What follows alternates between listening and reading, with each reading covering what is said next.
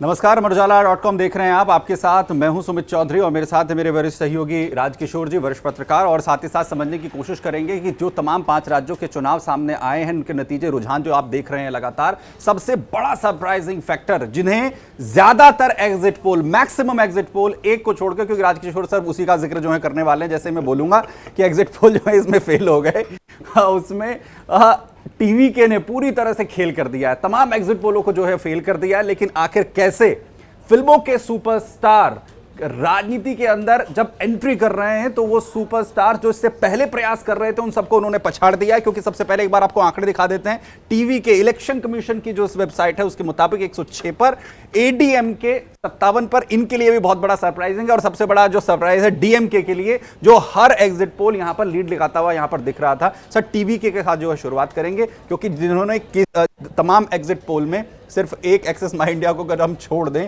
कोई आकलन नहीं कर पाया कि इतना बड़ा जंप जो है वो ले पाएंगे। कौन से फैक्टर दिखते हैं इसमें? देखिए, सब लोगों ने यही कहा कि उनका 10% वोट होगा, 12% वोट होगा, 14-15% से आगे कोई जाने को तैयार नहीं था। सिर्फ किंग मेकर तक भी कह रहे थे। किंग मेकर तक लोग कह रहे थे कि हो सकता है। लेकिन कुछ लोग दबे आवाज में कह रहे थे कि जैसी लोकप्रियता उनकी महिलाओं और बच्चों में है, और साथ में चर्च का जिस तरीके से उनके लिए साथ है, तो वो अपने आप में बहुत महत्वपूर्ण था। अच्छा था क्या कि अभी जब उन्होंने ये बनाई अपनी जो है तमिलगा वेत्री कड़गम, जब टीवी के बनाई, इससे पहले उनका जो है विजय फैन क्लब है। उस विजय फैन क्लब के जरिए वो तमाम चीज़ें, तमाम सामाजिक कार्यक्रम किया करते थे। ब्लड डोनेशन कैंप से लेकर खासतौर शिक्षा और इन सब चीज़ों पे बात किया करते थे। अच्छा, लंबे समय से था क्या कि तमिलनाडु की राजनीति जो है वो स्टार पावर के साथ में चलती रही। एमजीआर के बाद लगातार जयललिता रही, करुणानिधि भी थे वहाँ पर, तो वो भी जो है मतलब फिल्म मेकर ही थे, और उसके साथ में उनका अपना एक अलग तरीके का वो था। एमके स्टालिन, ऐसा माना जा रहा था कि उनकी लेगेसी संभाल ले गए। लेकिन होता क्या है कि एक बार वो गए, एक बार वो गए। जयललिता के जाने के बाद एआईडीएमके तो कमज़ोर पड़ गई, बहुत ज़्यादा कमज़ोर पड़ गई, और वहाँ पर भी उनके फ्रैक्शंस हो गए। तो उस वजह से डीएमके दोबारा सत्ता में आ गई। ऐसा लग रहा था कि इस बार इतिहास बदलेगा, हैट्रिक हो जाएगी डीएमके की।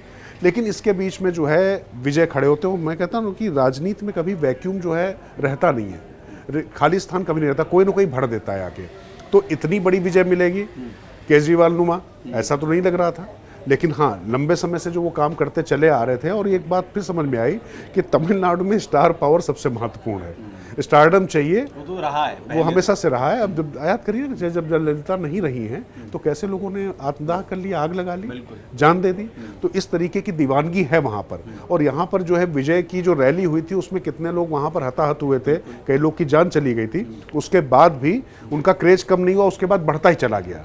उसके बाद वो सोना देना बच्चों के पैदा होने पर, ये करना, ये सब छोटे छोटे विषय थे। लेकिन इससे ज़्यादा महत्वपूर्ण विषय था कि जो मौजूदा सरकार थी उससे लोगों की विरक्ति हो चुकी थी। शायद टीवी के ना खड़ी होती तो एआईडीएमके के साथ वो वोट ना जाता, क्योंकि वहाँ पर उस तरीके का नेता नहीं था। उनकी तुलना में स्टालिन ज़्यादा बड़ा चेहरा थे। परंतु जैसे ही विजय आते हैं तो उसके साथ में, मैं फिर कह रहा हूँ आपको, ये ध्यान रखिए कि महिलाओं और बच्चों के बीच में लोकप्रियता, युवाओं खासतौर से जो जनजी जिसको हम कह रहे हैं, और ये चर्च खासतौर से जो क्रिश्चियन उनका होना, उसके साथ में उनका सहयोग होना, और यही जो है डीएमके को तीसरे नंबर पर लेकर चला गया। एक चर्चा ये भी हो रही है कि ये जो पूरी स्क्रिप्ट है वो भले ही अभी 2 साल की दिख रही है यहाँ पर विजय की, लेकिन वो इससे पहले ही इसकी तैयारी कर रहे थे। चाहे उनकी आप फिल्मों का स्टाइल आप देखेंगे, जिसमें वो खुद को दिखाते हैं कि वो कैसे जननायक एस्टैब्लिशमेंट होता है। आपने कहा कि जो उनका फैन क्लब है वो कहीं ना कहीं उनका एक मास जो उनका बैकग्राउंड उसे तैयार करने की पूरी मदद करता है। वो एक झंडा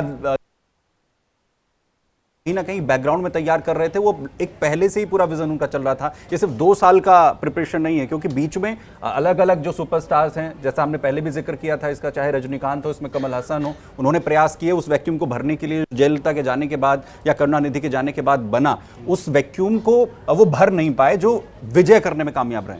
देखिए, पहली बात तो कमल हसन या रजनीकांत अपने पीक पर नहीं आए। कमल हसन तो अपने पीक पर बिल्कुल नहीं आया राजनीति में। और कमल हसन की लोकप्रियता थी, लेकिन वैसा स्टारडम नहीं था जैसा रजनीकांत या विजय का है। तो विजय अपने पीक पर थे और विजय ने लगातार फिल्में भी ऐसी बनाई कि हम समाज बदल सकते हैं, तमिलनाडु बदल सकते हैं, देश बदल सकते हैं और कैसे एक सुपर ह्यूमन आकर इस तरीके से कर सकता है। उनकी 3 फिल्में लगातार पीछे देखेंगे जो लगातार सुपर हिट गई, वो लगातार उसी परिपाटी पर काम करते दिखाई पड़े। तो पीछे एक डिजाइन थी और उसके साथ में मैं फिर कह रहा हूं कि मानकर चलिए कि डीएमके और एआईडीएमके के बीच में इसमें भारतीय जनता पार्टी के जो पश्चिम बंगाल वाले जो चाणक्य हैं उनका भी खेल है, इसमें जो है शाह का भी खेल है। और कैसे जो है विजय के साथ पहले जाने की बात हो रही थी, पहले था कि साथ जाएंगे, लेकिन साथ जाने पर चर्च का साथ उस तरीके से विजय को खुलकर ना मिलता और अभी जो है वो आए हैं तो वो मिला है। और अन्नामलाई को भी उन्होंने, जो उनके बहुत प्रखर हिंदूवादी नेता और जो बहुत मुखर होकर बोलते थे, तो लोगों को लग रहा था सिर्फ एआईडीएमके के लिए जो है उनको पूरी तरीके से अलग किया गया है। तो अभी समझ में आता है स्क्रिप्ट क्या है, क्योंकि ज्यादा जरूरी ये था कि डीएमके जिस तरफ राजनीति को लेकर जा रही थी, वही भाषाई विवाद, वही सांस्कृतिक विवाद, वही बासी कढ़ी में उबाल लाने की जो है कोशिशें, उनको जो है पूरी तरीके से यहाँ पर धराशायी करने के लिहाज से ये अच्छा है। और मुझे लगता है कि देखिए ये परिवर्तन इस लिहाज से बड़ा वक्तव्य है कि एक स्टार जिसको आप नौसिखिया कह रहे थे, सब चीजें कह रहे थे, उसने आकर आपको आपकी जगह दिखा दी, ये बता दिया कि भाई पब्लिक जो है ना, आप भी वही सब चीजें कर रहे थे, विजय भी आकर वही करेंगे, तो आप में कोई अंतर नहीं दिखाई पड़ा। तो आपकी जो पूरी जो लीगेसी थी उसको ध्वस्त कर दिया है किसने। तो असली हीरो इस पूरे चुनाव का, वो असली जिंदगी में भी हीरो जिसको कहें सुपरस्टार, मेगा स्टार, थलपति मतलब नायक, तो थलपति तो विजय बनकर उभरे। लेकिन सर इसमें गुंजाइश फिर विजय के लिए सहयोग के तौर पर क्या देख रहे हैं आपकी एआईडीएमके का कुछ, क्योंकि उनकी तो पूरी जो राजनीति है वो डीएमके और एआईडीएमके के विरोध में पूरी तरह रही है, कोई गुंजाइश दिखती है इसमें साथ में, क्योंकि नंबर गेम तो अभी भी थोड़ा पीछे लगते हैं? नहीं, देखिए सरकार तो बनेगी, अब सरकार तो बनेगी और ये जो नंबर साफ साफ दिखाई पड़ रहा है, मुझे ऐसा लगता है कि वहां पर केंद्र सरकार का खेल होगा, क्योंकि राज्यपाल है। अब राज्यपाल के पाले में गेंद होगी, वो किसको सरकार बनाने के लिए आमंत्रित करता है, और सरकार बनाने के लिए जब आमंत्रित किया जाएगा तो उसके लिए कुछ है कि आप इतने विधायकों का समर्थन दीजिए। कौन सरकार बना पाएगा? तो डीएमके तो बिल्कुल नहीं बना सकती, एआईडीएमके भी नहीं बना सकती है। तो कुल मिला के अगर सरकार वहां पर बनती है तो विजय का मुख्यमंत्री बनना तय है। तो थलपति जो है तमिलनाडु के हैं, अब ये देखना होगा कि वो एमजीआर युग पार्ट 2 शुरू होता है या केजरीवाल युग शुरू होता है। तो ये तस्वीर फिलहाल की जिस तरीके से विजय ने तमिलनाडु के अंदर वो कर दिखाया है जिसकी उम्मीद कोई नहीं कर रहा था। तमाम एग्जिट पोल इसमें फेल होते हुए यहां पर नजर आए हैं। एक को अगर किया जाए जिसके विजय ने वो कर दिखाया है जो इससे बीच में कई सुपरस्टार्स ने करने की कोशिश की, तमिलनाडु के अंदर उस वैक्यूम को भरने की, वो नहीं कर पाए और सभी को चौंकाते हुए इस वक्त टीवी के यानी विजय जो हैं वो इस वक्त तमिलनाडु के अंदर सबसे बड़े स्टार, सबसे बड़े नेता बनकर उभरते हुए नजर आ रहे हैं। राज सर बहुत शुक्रिया हमारे साथ जुड़ने के लिए, तमिलनाडु के बारे में तमाम चर्चा करने के लिए और तमाम राज्यों के हर एक नतीजे पर हमारी नजर लगातार बनी हुई। अपडेट के लिए बने रहिए अमर उजाला के साथ। बहुत धन्यवाद। अगर आप ये वीडियो YouTube पर देख रहे हैं तो हमारे चैनल को सब्सक्राइब कर बेल आइकन दबाएं और Facebook पर देख रहे हैं तो हमारे पेज को लाइक करें।